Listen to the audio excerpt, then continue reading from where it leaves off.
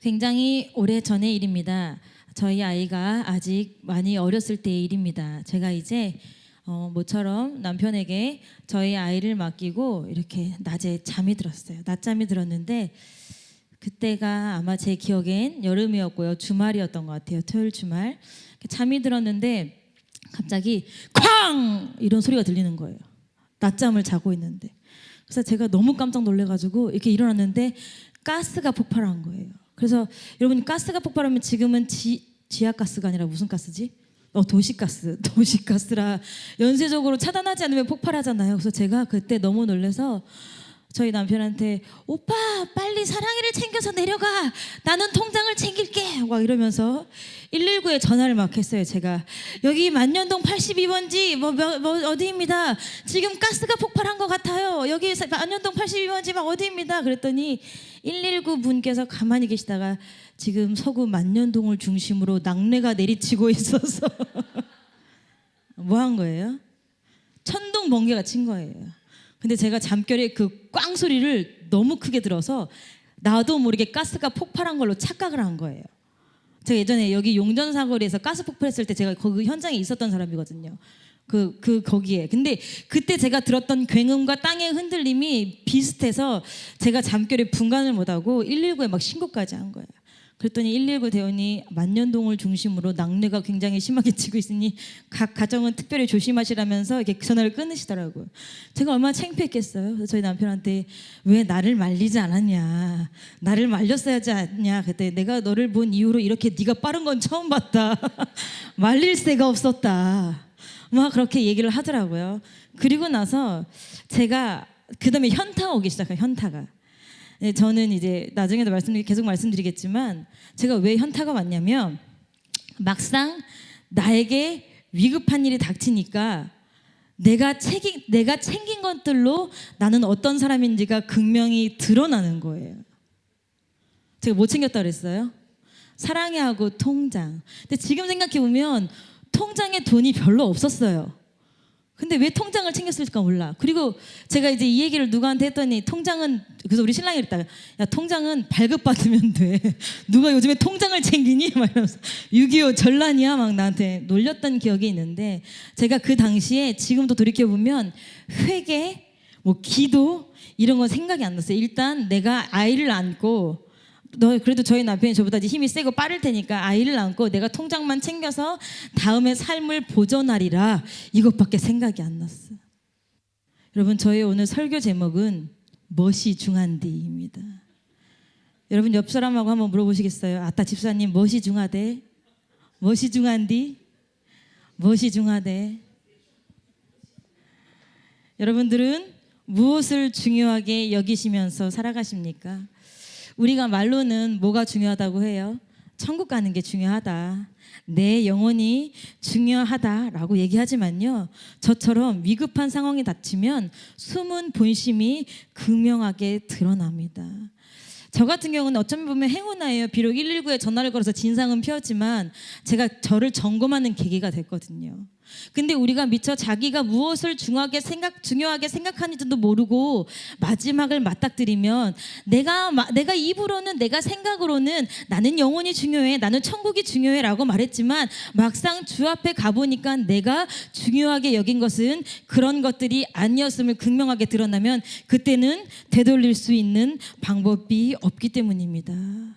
우리 모두가 아마 뉴스를 통해 보셨을 거예요. 작년 크리스마스 이브 때 서울의 한 동네에서 아파트에 화재가 났습니다.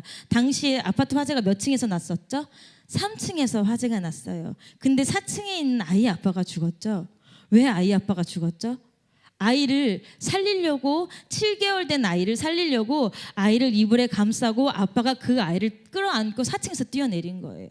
엄마는 3살인가 4살짜리 하는 또 아이를 그 아이도 끌어안고 엄마도 4층에서 뛰어내리고 근데 엄마와 아이 둘은 살았는데 아빠만 죽었어요.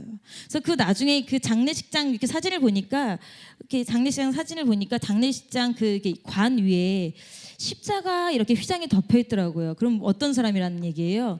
믿는 사람이라는 얘기예요. 천주교인과 저희들은 십자가의 모양이 차이가 납니다. 그래서 믿는 사람이에요. 믿는 사람 사람인데 저희가 그때 마지막으로 작년 23년 목장 예배를 드리면서 각자 이제 7개월 된 아이들을 갖고 있는 저희 이제 목장 식구들이기 때문에 막 그 얘기를 나누는데 우리 한 천진학원 자리 뭐라고 했냐면 그 아이 아빠가 천국 갔을까요?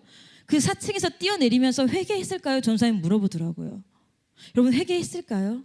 회개했을 수도 있고 회개 안 했을 수도 있어요. 그건 우리가 알 수 없는데 근데 문제는 뭐냐면 그거 전에 그 아빠가 4층에서 아이를 안고 뛰어내릴 때 본인이 죽겠다는 생각을 했을까요? 죽고자 뛰어내린 건 아니었을 거예요. 살아보겠다고 뛰어내린 거였을 거예요. 제가 경험해 보니까 생각이 잘 안 나더라고요. 이렇게 죽는가 보다도 모르고 죽었을 거더라고요. 여러분들은 무엇을 중요하게 생각하며 살아가십니까? 오늘 누가복음의 말씀은요, 예수님이 자신을 따르는 무리, 특별히 자신의 제자들에게 하시는 말씀입니다. 이 말씀을 하시게 된 배경을 정확하게 우리가 알 수 없지만 앞뒤 맥락상 우리가 이제 유추를 해본다면 이 앞에 굉장히 유명한 이야기가 나와요. 저희 올해 표어 말씀이기도 한데 무리 중에 한 사람이 와서 뭐라고 합니까? 예수님, 저희 형이 유업을 부모님의 재산을 유산을 저와 나누려고 하지 않습니다. 공평하게 나누지 않습니다. 가서 내 형에게 유업을 나누라고 얘기해 주세요. 그랬더니 예수님이 이 어리석은 자야, 누가 나를 너희들의 유업을 나누는 자로 재판장으로 삼았느냐라고 말씀하시면서 어리석은 부자의 비유를 얘기를 하시죠. 그래서 그 부자가 어떻게 해요? 풍년이에요. 너무너무 풍년이에요. 그래서 거둘 것이 너무 많아서 넉넉하게 거둔 다음에 야, 내가 창고가 빵빵하니까 아주 며칠은 편안하게 몇 년은 편안하게 잘 먹고 잘 살 수 있겠구나라고 할 때 예수님께서 뭐라 하십니까? 이 어리석은 자여, 오늘 밤에 너의 영혼을 내가 찾으면 무슨 유익이 있겠느냐 라고 이야기를 하시고, 그리고 그 다음 얘기가 오늘의 우리의 본문입니다. 그러므로 너희는 무엇을 먹을까 무엇을 입을까 염려하고 준비하지 말아라. 2000년 전 사람들에게도 무엇을 먹을지 무엇을 입을지가 굉장히 중요했던 것 같습니다. 여러분, 여기에서 예수님이 무엇을 먹을까 무엇을 입을까 중요하게 생각하지 걱정하지 말라는 얘기가 먹지 말고 입지 말고가 굶고 벗고 다니라는 얘기가 아니에요. 무엇을 더 먹을까 무엇을 더 입을까 그것에 대해서 고민하지 말라는 거예요. 저희가 세번역 성경에 누가복음 12장 22절 23절을 세번역 성경으로 한번 살펴보길 원합니다. 말씀을 띄워주실 수 있으신가요? 제가 설교 본문을 올려놓았는데 새 번역 성경입니다. 22절 23절. 여러분 이럴 때 우리들은 아유 이렇게 빨리 안 나와 하지만 저기에 있는 열 손가락은 미치고 팔짝 뛰어요. 박수 한번 쳐주세요. 야, 잘하고 있어. 그래, 내가 원고 다 보냈지. 띄워줘봐. 박수 받았는데도 못 띄워주겠니? 그럼 내가 읽을까?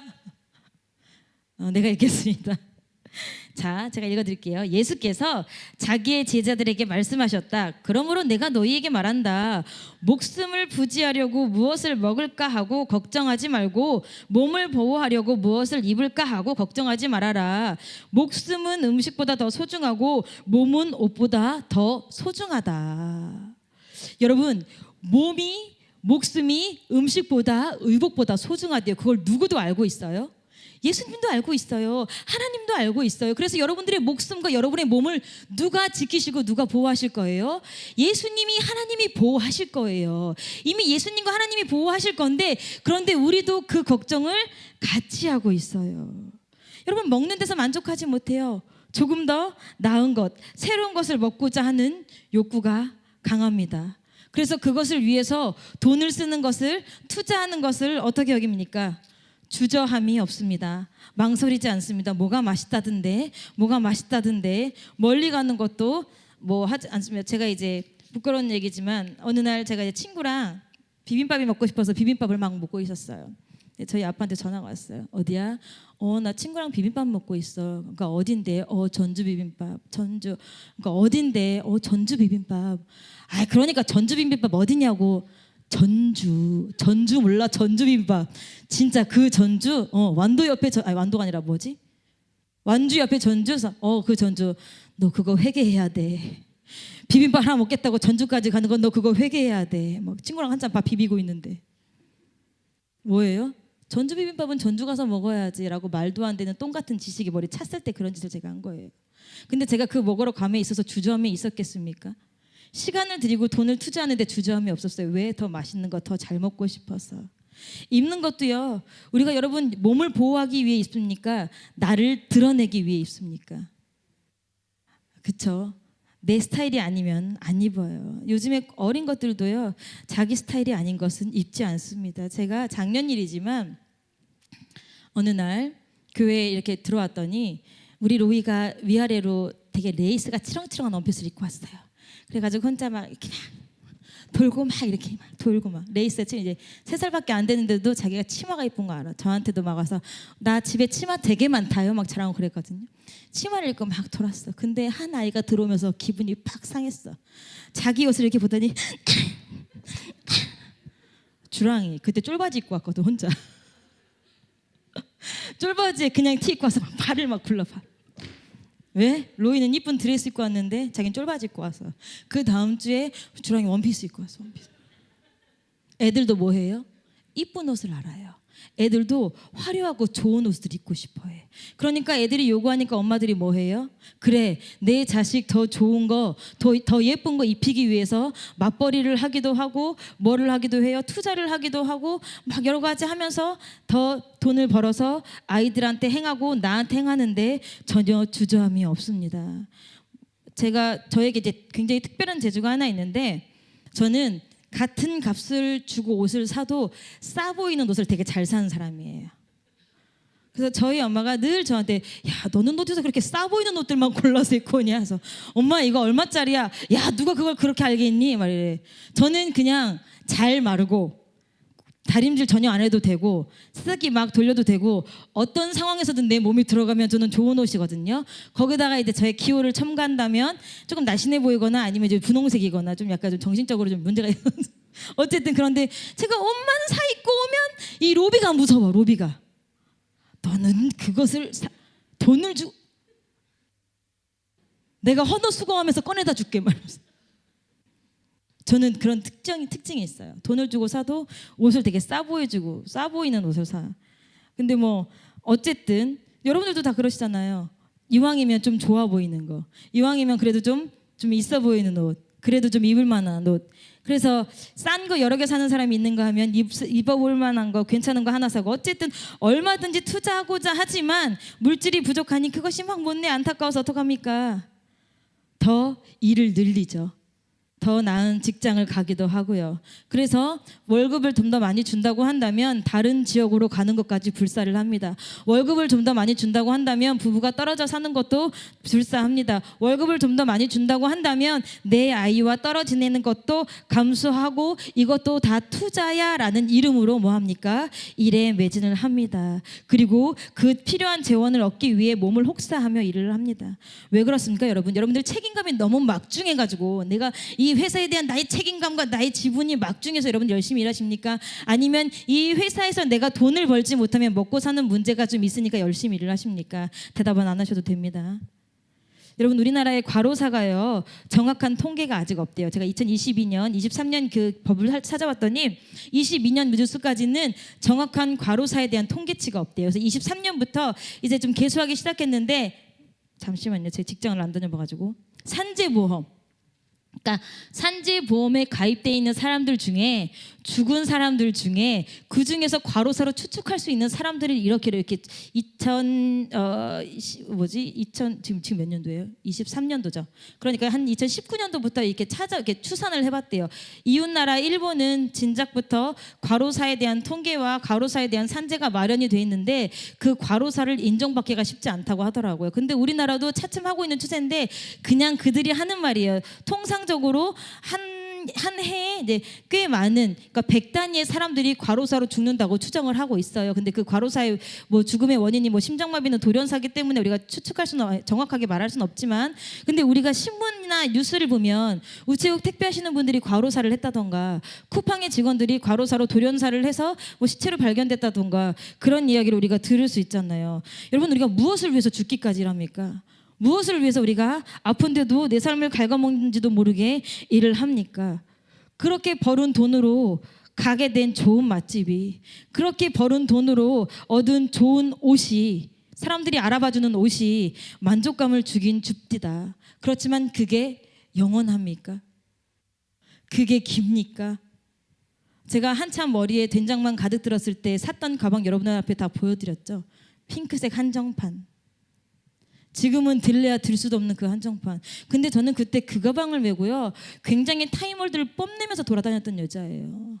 야, 이거 국내 몇 개밖에 없는, 국내는 아니고 대전에 몇 개밖에 없는 건데 내가 이 가방을 샀어. 비록 할부지만 알게 뭐야.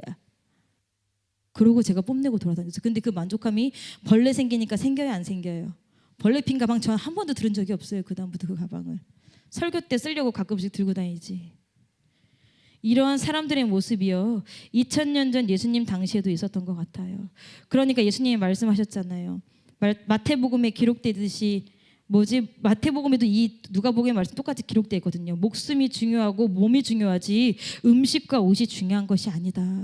그리고 그 뒤에 예를 든 게 참 기분 나쁘게 까마귀하고 백합이에요. 까마귀도 자기가 더 잘 먹고 안전하게 살기 위해 씨를 뿌리고 거두고 저장하지 않는다. 백합도 자기가 더 좋은 향기를 내고 더 좋은 꽃의 빛깔을 위해서 특별히 하는 일이 없다. 그저 하나님이 태초에 창조해 놓은 모습 그대로를 유지하고 산다. 그래서 까마귀도 백합도 염려하지 않고 사는데, 인간만 하나님께서 태초에 넣어주신 그 창조의 모습이 아니라, 그 프로그래밍이 아니라 마귀가 덧입혀놓은 조금 더 나은 삶, 조금 더 나은 삶, 조금 더 나은 삶을 향해 가다 보니까 우리가 무엇을 지불하고 사는지 모르게 가고 있다는 얘기를 하고 있는 겁니다. 많은 사람들이 고민합니다. 어떻게 하면 내가 더 좋은 것을 먹을까? 어떻게 하면 내가 더 좋은 것을 입을까? 특히 남자들은 더합니다. 내가 어떻게 하면 우리 가족들을 더 좋은 것을 부양할까? 내가 어떻게 하면 우리 가족들에게 조금 더 좋은 것을 먹일까? 제가 저희 어떤 한 남자 집사님하고 대화를 나눴어요. 그분이 뭐라고 하셨냐면, 자기도 자기가 사업을 그렇게 하면 안 되는 거 안 돼요. 자기도 자기가 그렇게 사업을 하고 그런 식으로 바이어들, 거래처 사람들을 접대를 하면 안 되는 거 안 돼요. 죄인 거 안 돼요. 그렇지만 나 한 사람 죄를 지어서 돈을 잘 벌어서 나 때문에 나의 아내가, 나의 아들이, 나의 딸이, 나의 자녀들이 풍족하게 돈을 쓸 수 있다면 자기는 지옥 가도 상관없다고 말씀하셨어요. 가족을 위해 나 한 명쯤은 내가 지옥 갈 마음이 있다고 저한테 말씀을 하시더라고요. 제가 그 이야기를 듣는데 너무 눈물이 났어. 너무. 부성애 때문에 눈물이 난 게 아니라, 그 와이프는 그 남편이 천국 가기를 그렇게 열심히 기도하고 피눈물 흘려서 기도하는데, 남편은 나 지옥 가도 상관없으니까 너네들 조금 더 많이 쓰렴. 그리고 그분이 천국과 지옥을 진짜 믿는다면 나중에 자기가 열심히 돈을 벌어서 자녀들하고 다 부양했을지도 몰라도 자기가 지옥 앞에서 자기가 그 열심히 산 세월을 무엇으로 돌려받을 수 있을까? 저는 되게 마음이 아파서 진짜 눈물이 나더라고요. 그런데 당당하게 말씀하셨어요. 나는 지옥 가도 괜찮아. 내 자녀들이 손가락질 안 받고 풍족하게 살 수만 있다면. 여러분, 그분에겐 무엇이 가장 중요했어요? 가족이 가장 중요했어요. 무엇을 담보로 걸 만큼? 자신의 영혼을 담보로 걸 만큼 가족이 중요했습니다. 여러분들은 무엇이 여러분들에게 가장 중요하십니까? 여러분들은 무엇 때문에 그렇게 중요하게 인생을 살고 계십니까? 제가 오늘 새벽에 말씀드렸습니다. 여호사밧 왕의 이야기를 하면서, 하나님을 의지하지 않고 다른 것을 의지하면, 다른 것을 의지할 때는 반드시 대가를 지불해야 된다고 얘기를 했습니다. 많은 사람들이 우리가 행복한 삶을 위해, 더 나은 삶을 위해 우리가 육체의 노동력을 지불하는 것 같고, 나의 시간을 지불하는 것 같고, 돈을 지불하는 것 같지만, 결국 인생의 끝에 보면 내가 지불한 것이 돈이 아니고요, 내가 지불한 것이 시간이 아니고요, 내가 지불한 것이 체력이 아니고요, 결국 뭐예요? 나의 영혼이더라, 이 말입니다. 그 영혼을 내가 회수하고 돌려받지 못하면 내가 지불하고 누린 것들로 인해서 우리는 그 덫을 통해서 지옥으로 갈 수밖에 없습니다.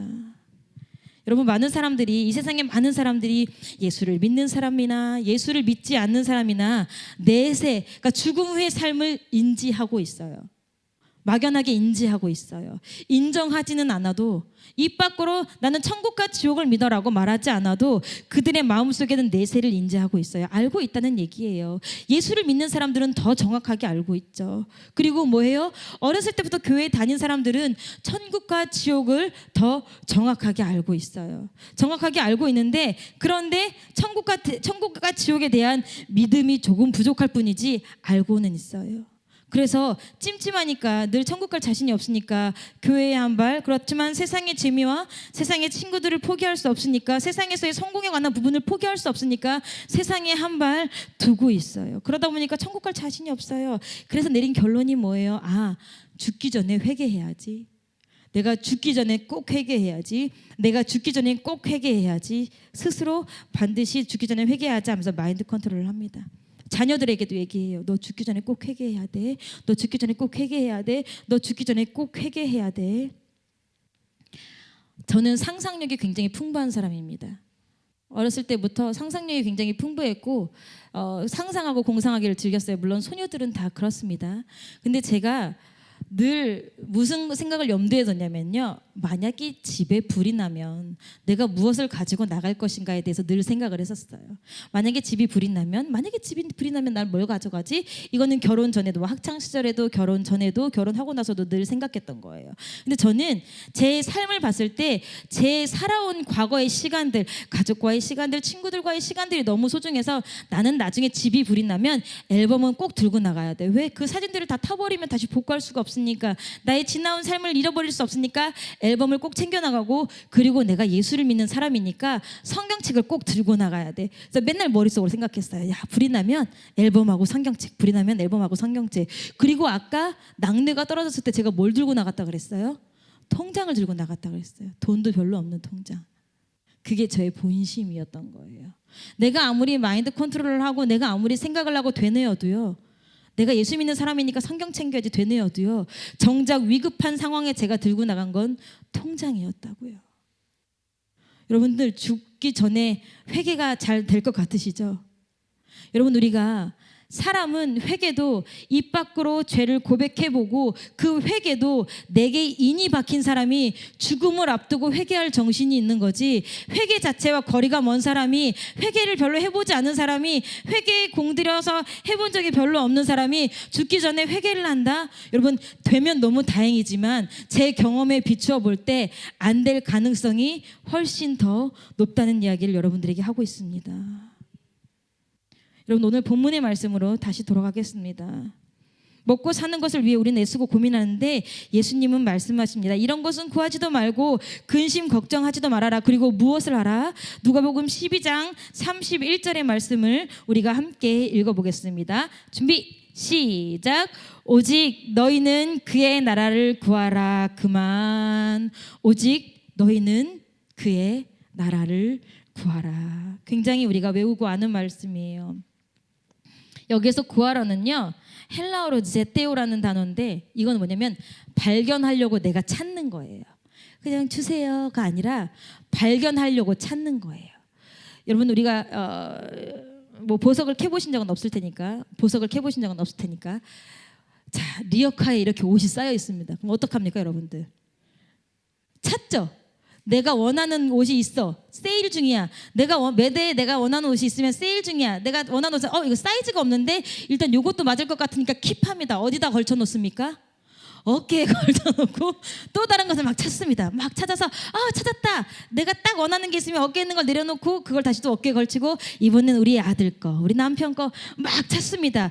그렇게 찾아서 구해서 지불하는 것을 구하다라는 표현이에요. 너희가 먼저 그의 나라를 구하라는 표현이.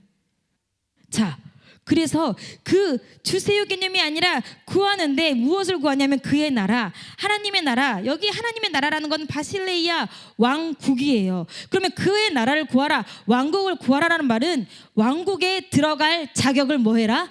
갖춰라. 왕국에 들어갈 자격을 뭐해라? 취득해라, 이 말이에요. 왕국에 들어갈 자격을 취득하면, 그리고 입는 것과 먹는 것은 그 뒤에 따라온다는 얘기예요.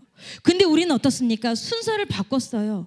먹는 게 우선이고 입는 게 우선이에요. 먹고 살만 해야 신앙생활도 하는 거니까요. 근데 말씀은 그렇게 안 돼 있어요. 먼저 천국에 들어갈 자격, 왕국을 찾아놓고 그 다음에 먹고 마시는 것은 따라온다. 여러분, 한 개그맨이 논란이 있었습니다. 그 개그맨이 남편과 멀리 떨어져 살았는데, 이 개그맨이 이제 남편과 떨어져 살다가 이제 임신을 해서 아이가 출산할 때가 되니까 남편이 있는 곳으로 가기 위해서 비행기 티켓을 예약하고 막 소식을 알렸어요.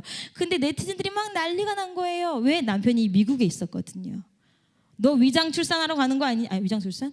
그러니까 원정 출산, 원정 출산하러 가는 거 아니냐? 너 미국 국적 주고 싶어서 가는 거 아니냐? 막 난리가 났어요. 여러분, 왜 사람들이 난리를 칠까요? 지금 아직까지 현재요, 미국 국적 가진 사람보다 더 좋은 국적이 있어요, 없어요? 없어요. 미국은 어디서든 프리패스고요. 미국은 얼굴 색깔 뭐 이런 거 일절 안 봐요. 국적 가지면 그냥 자기네 나라 시민으로 인정을 해주는 거예요. 그리고 그 뱃속에 태어나는 아이가 아들일 경우에는 어떻게 돼요? 군대도 면제가 되는 거예요. 그러니까 네티즌들이 막 뜨거워요. 미국 국적 가지러 간다는 그 한마디에.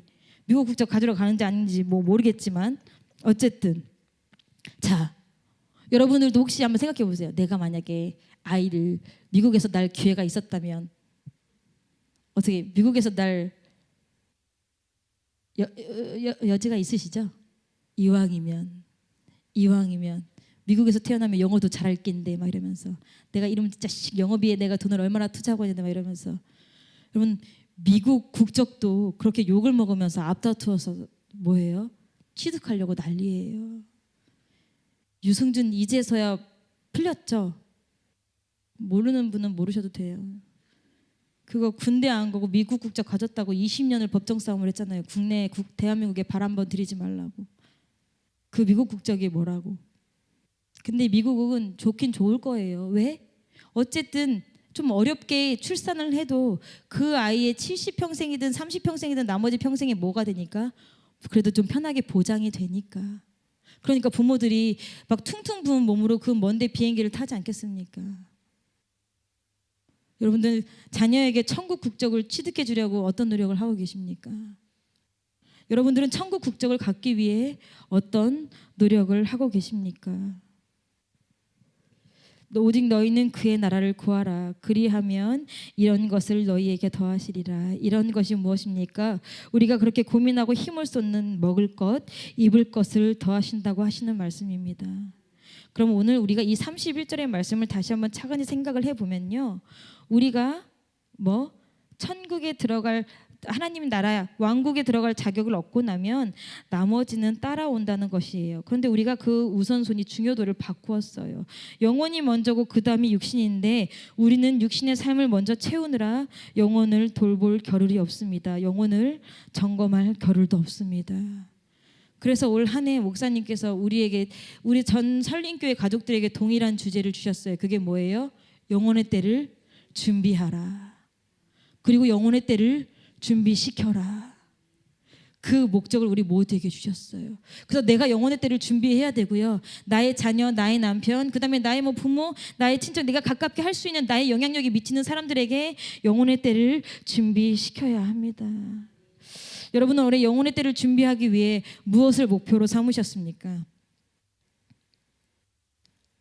우리가 이제 매년 목사님께서 이렇게 표를 주시면 목사님 혼자 기분 좋아서 설정한 게 아니라 목사님이 우리 성도들과 함께 이 교회를 올 한 해는 그렇게 영적인 한 방향으로 한 방향으로 맞춰가자라고 해서 우리 모두의 마음을 일치시키기 위해 표를 주시는 거거든요. 그러면 마땅히 성도된 도리로서 목사님이 표를 주시면, 그래, 내가 올 한 해 저 표를 이루기 위해서 나는 무엇을 한번 해봐야 될까 고민을 하고, 그리고 그 고민이 행동으로 나와야 되는 거거든요.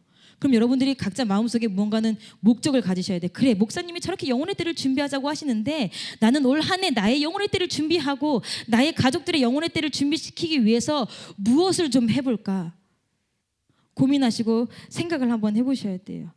그래야지 24년 말에 가서 우리가 뭐 할 수 있어요? 아유, 내가 영혼의 때를 위해서 이것을 한번 해보기로 했는데 아유, 생각도 못했네.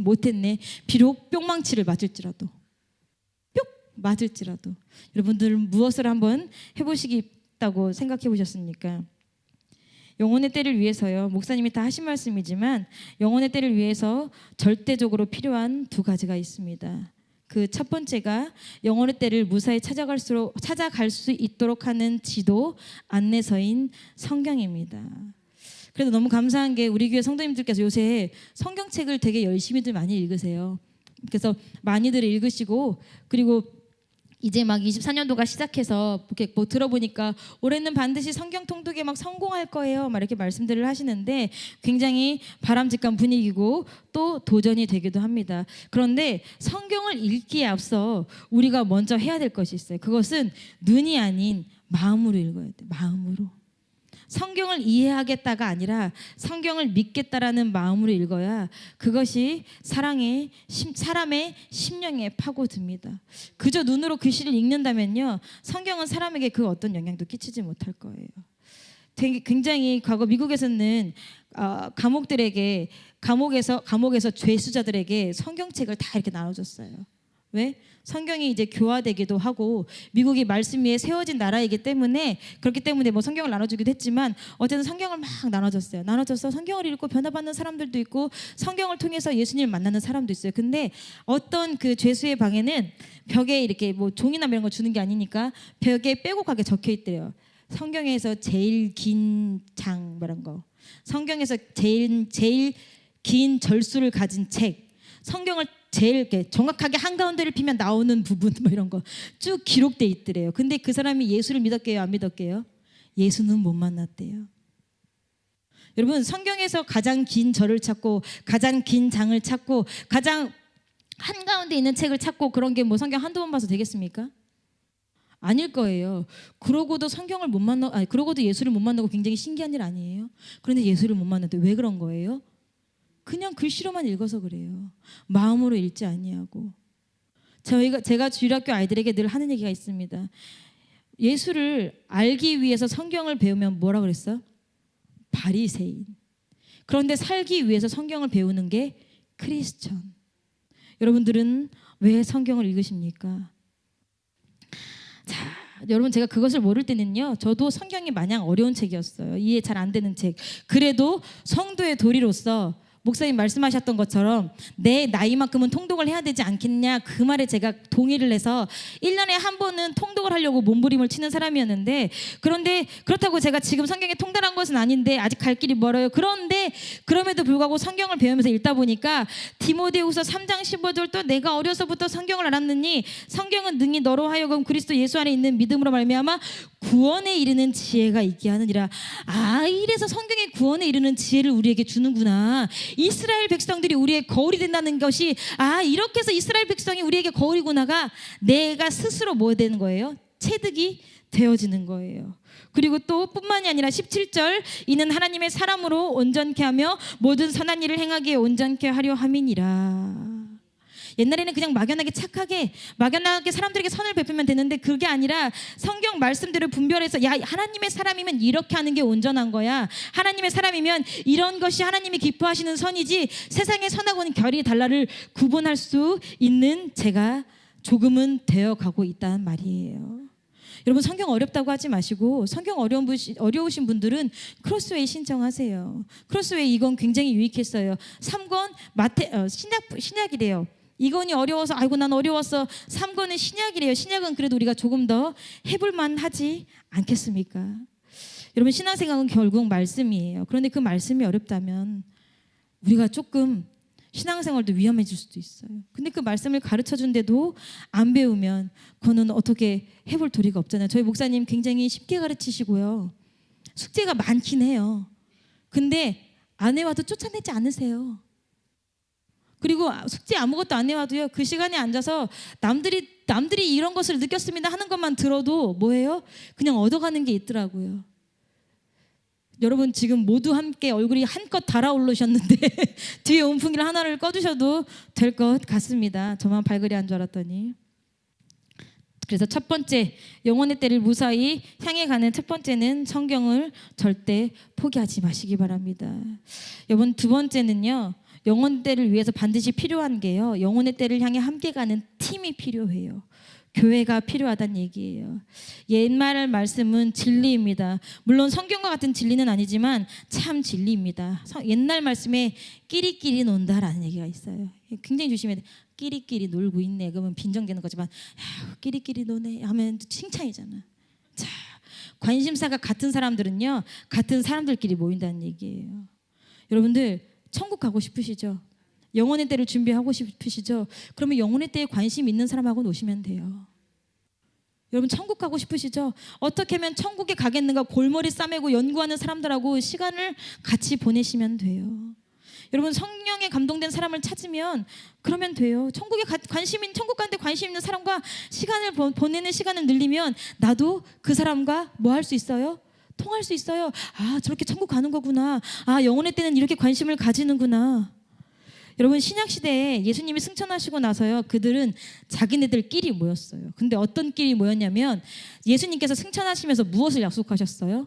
성령을 약속하셨어요. 그래서 그 성령에 관심 있는 사람들끼리 모였어요. 그래서 그 관심 있는 사람들끼리 모여서 기도하니까 뭐가 왔어요? 성령이 왔어요. 그리고 그 다음에 성령 충만한 사람들끼리 모여서 또 예수 그리스도가 오실 때까지 복음에 관심 있는 사람들끼리 모였어요. 사도행전 2장 46절에 보니까 날마다 마음을 같이하여 성전에 모이기를 힘쓰고 집에서 떡을 떼며 기쁨과 순전한 마음으로 음식을 먹고 날마다 예수 그리스도를 좋아하는 사람들끼리, 신앙을 지키고 싶은 사람들끼리, 천국 가는 사람들은 늘려보고 싶은, 복음을 전하고 싶은 사람들끼리 모였어요. 그랬더니 사도행전 22장 47절 하나님을 찬미하며 또 온 백성에게 칭송을 받으니 그 뒤에 주께서 구원받는 사람을 날마다 더하게 하시니라. 여러분 천국 가고 싶은 사람들이 그 모임에 들어갔더니 뭐 한대요? 구원받는 사람을 날마다 더하게 하셨대요. 무슨 얘기예요? 천국 가는 사람들이 날마다 더해졌다는 얘기예요. 영혼의 때가 준비되어지는 사람들이 날마다 더해졌다는 얘기예요. 근데 그게 어디에서 가능했다고요? 여기 지금 모인 사람들이 우리가 현재 말하고 있는 에클레시아 교회라는 단어예요. 여러분 제가 교회 모이라고 해서요, 이 성전에, 물론 성전에 와야죠. 우리가 성전을 중심으로 모여야죠. 그것도 맞지만 꼭 교회 건물이 아니라 우리 믿는 사람들끼리. 근데 여러분 조심하셔야 돼요. 믿는 사람들도요, 영혼에 관심 없는 사람이 있을 수 있어요. 믿는 사람이라 할지라도 천국에 관심 없는 사람이 있을 수도 있어요. 우리 교회는 없겠지만. 집사라고 다 똑같은 집사가 아니고 여러분들도 경험해 보셨잖아요. 장로라고 다 똑같은 장로가 아니고 여러분도 경험해 보셨잖아요. 권사라고 다 똑같은 권사가 아니고 여러분도 경험해 보셨잖아요. 그러니까 분별해서 아, 저 사람은 정말 천국에 관심 있는 사람이구나. 저 사람은 정말 영혼의 때에 관심 있는 사람이구나. 그럼 뭐 하는 거예요? 그 사람하고 친해지려고 노력하는 거예요. 제가 부끄러운 얘기지만 제가 중고등학교 다닐 때는요, 저를 친구로 삼고자 하는 애들이 별로 없었어요. 중고등학교 다닐 때는. 그래서 이제 학년 말에 저희가 그거 돌리면서 이렇게 동의 쓰는 거, 롤링 페이퍼를 쓰면 애들이 나는 네가 참 무서웠어. 그런데 1년이 끝나고 보니 너는 좀 착한 것 같아. 다 똑같이 이것들이 나를 언제 겪어봤다고 무섭다고 쓰고 난리야. 그러니까 그러니까 제 짝꿍은 늘 반장. 왜? 반장은 반에 대한 책임감이 있으니까. 그래서 제 짝꿍은 늘 반장. 중학교 2학년 때부터. 그러니까 제가 뭐해요? 누구도 저와 놀려고 하는 사람이 없었고, 하루는 반장도 저의 곁을 떠나갔어요. 선생님이 야 반장, 너 걔를 그렇게 하지 말라고 너를 붙여줬는데 네가 걔를 따라가면 어떡하니? 이러면서 제 책상에 혼자가 됐더라고요. 왜? 내가 자꾸 내 쪽으로 당기니까. 친구가 없었답니다. 근데 제가 20세 20살에 예수 그리스도를 인격적으로 체험하고 정말 사람답게 사니까 제가 처음 경험해봤어요. 제가 이제 대학교 처음 할 때 이제 기말고사를 봅니다. 제가 처음 대학교 이제 1학년 들어가서 기말고사를 보는데 제가 교실문을 딱 열고 들어가요. 강의실 문을 딱 열고 자는데 애들이 신혜야 여기 앉아, 신혜야 여기 앉아, 신혜야 네 자리 맡아놨어, 막 서로 손을 들고 막. 나는 그렇게 수많은 인파가 나를 환영하는 것도 처음 경험해봤잖아요. 왜 저를 불렀을까요? 신혜는 공부 잘하는 애니까 신혜 옆에 앉으면 그래도 시험 보기 30분 전에 무언가 우리가 얻을 게 있을지도 몰라. 그래서 저를 그렇게 부른 거예요. 의심의 눈초리가 가득한 건 제 기분 탓인가요? 무슨 말씀을 드리고 싶냐면, 여러분들이 천국 가는 사람, 여러분들의 삶이 바뀌면 뭐가 되는 거예요? 사람들이 내가 나 스스로 소개하지 않아도 붙어. 나를 통해서 도움을 받으려고, 유익한 것을 나를 통해 좀 얻어보려고. 그러니까 여러분들도 여러분들 주변에 누가 나에게 영적으로 유익한 사람인가, 누가 나에게 천국 가는 길에 함께 팀이 되어주겠는가, 누가 나의 영혼의 때를 준비하는데 함께 팀이 되어주겠는가, 사람을 찾아서 그 사람하고 친해지려고 노력을 해야 돼요. 그래서 제가 지금도 기억하는 친구가 있어요. 제가 지금도 되게 친한 친구인데 우리 같은 청년들은 함지라고 제 친구가 있어요. 대학 국어 시간이었어요. 대학 국어 시간이었는데 제가 이제 대학 국어 시간에 시험을 봤어요. 시험을 봤는데 대학 국어니까 좀 수준 높은 한문을 적는, 이렇게 뭐라고 하냐, 직접 적는 시험. 선지다 말고, 선지다 아니라 이렇게 번호 찍는 거 말고, 주관식. 누가 말했지? 똑똑하시네. 주관식에다가 한문의 사자성어를 이렇게 쓰는 거였어요. 대학 국어니까 좀 수준이 높아서. 근데 그 친구가 제 걸 컨닝해서 다 썼더라고. 한문을. 야, 난 너도 능력이 대단하다. 이런 한문에 점이 얼마나 많습니까? 제가 무슨 한 문제 말고 걔 다 썼더라고. 그래서 야, 너무 대단하다. 근데 그 친구 뭐 한 거예요? 짝꿍을 잘 만나니까 대학 국어 공부 하나도 안 하고 한 문제만 틀리고 다 맞은 거예요. 여러분, 우리가 이제 무슨 얘기는, 여러분들 짝꿍을 잘 만나면요, 여러분들도 천국 가실 수 있어요. 근데 반대로 짝꿍을 잘못 만나면 여러분들 천국 가는 길에서 뭐 하는 거예요? 이탈되는 거예요. 여러분, 마귀는 기가 막히게 무리 가운데 이탈시킵니다. 여러분, 마귀는요 기가 막히게 무리 가운데 소외감을 느끼게 해요. 여러분, 마귀는 기가 막히게요 무리 가운데서 떨어져 나가게 합니다. 왜? 그래야 공격하기가 쉽거든. 그래야 삼켜서 잡아먹기가 쉽거든. 우리가 설린교회라는 이름으로 목사님께서 영혼의 때를 준비하고 준비시키자라는 캐치프레이즈를 주셨어요. 그냥 매년 뭔가는 하나 있어야 되기 때문에 목사님 만들어 놓으신 게 아니에요. 분명히 반드시 우리가 올해는 영혼의 때를 준비해야 되기 때문에 목사님께서 만들어 놓으신 거예요. 윤정 집사 자매님 그 이미지를 하나 띄워주시기 바랍니다.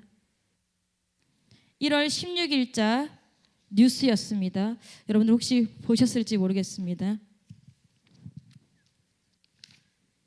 아이고, 제가 보이시나요 혹시? 국민일보 1월 16일자 뉴스예요. 올해 핵 전쟁 가능, 저기도 보이는구나. 심상치 않은 한반도, 미의 섬뜩한 경고라는 이제 주제로 나왔어요. 이제 거기 제가 몇 개만 발췌해드리면 1994년 1차 북핵 위기 당시 미국 협상 대표로 나서 제네바 합의를 이끌어냈던 로버트 칼루치 조지타운대 명예교수가 올해 동북아에서 핵 전쟁이 일어날 수 있다는 생각을 염두에 둬야 한다고 밝혔다. 중간 생략하고, 한국의 의사와 상관없이 주한미군이 대만 사태에 개입하고 북한도 중국 지원에 나서는 상황을 미국 안보의 전문가들이 우려하고 있는 것이다. 또 생략하고, 다른 전문가들도 한반도 안보 상황이 심상치 않다는 경고를 내놓고 있다. 미국 미들베리 국제연구소의 로버트 칼린 연구원과 지그프리드 어쩌저쩌든 한반도 상황이 6.25 전쟁 직전만큼이나 위험하며 김정은 북한 국무위원장의 잦은 전쟁 언급이 허세가 아니라고 주장한다. 이들은 지난 11일 북한 전문 매체 38노스 기고에서 한반도 상황이 1950년 6월 초반 이후 그 어느 때보다 위험하다며, 김정은이 1950년에 할아버지가 그랬듯이 전쟁하겠다는 전략적 결정을 했다고 생각한다고 밝혔다. 이들은 김정은이 언제 방아쇠를 당길지 모르지만 지금의 위험은 도발 수준을 넘어섰다면서 지난해부터 북한 관영 매체에 등장한 전쟁 준비 메시지가 통상적인 허세가 아니라고 경고했다. 라고 뉴스가 떴어요. 이 말이 사실일 수도 있고요. 우리는 잘 모르지만 이제 그 외신들이 그냥 보는 하나의 기호일 수도 있어요. 근데 만약에 여러분 어느 날 펑 하는 소리와 함께 모든 것이 흔들린다면 여러분들은 무엇을 가지고 뛰쳐나가시겠습니까? 만약에 이 한반도에 제가 되게 미련퉁이하게 누가 그러더라고요.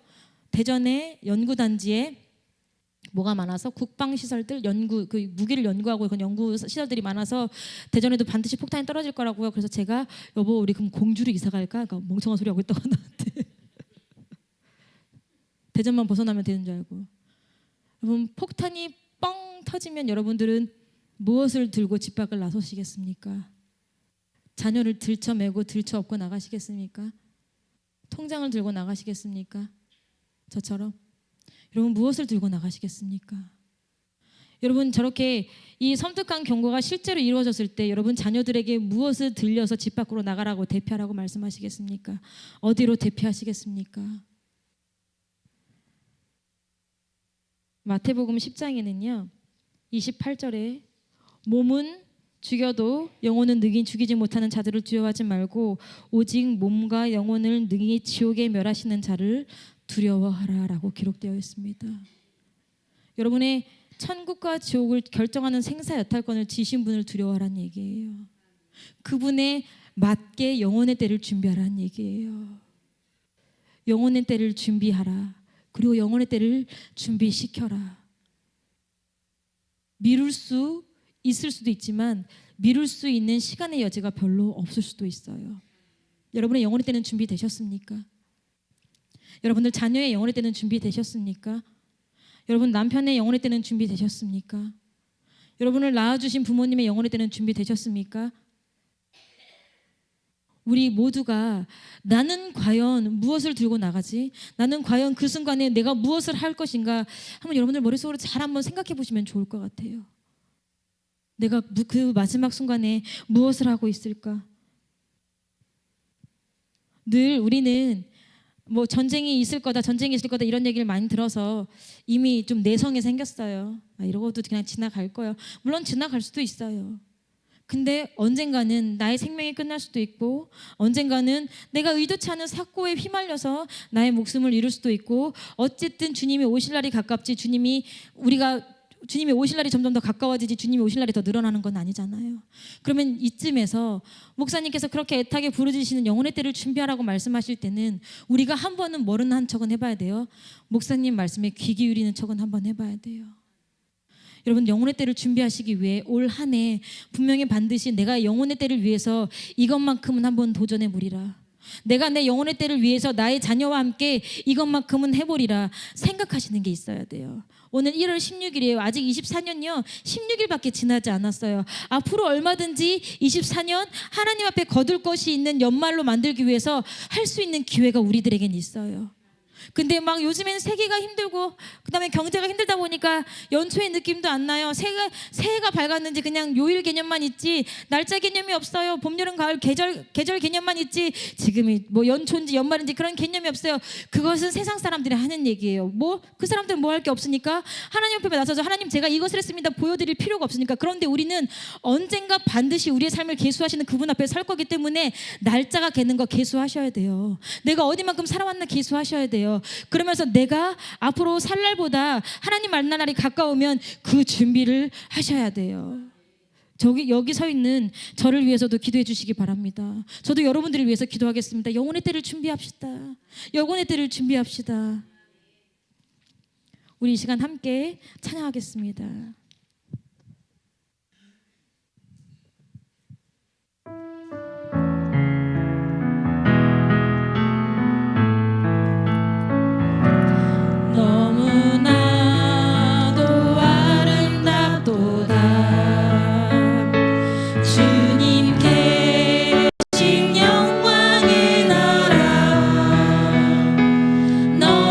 너무나도 귀하도다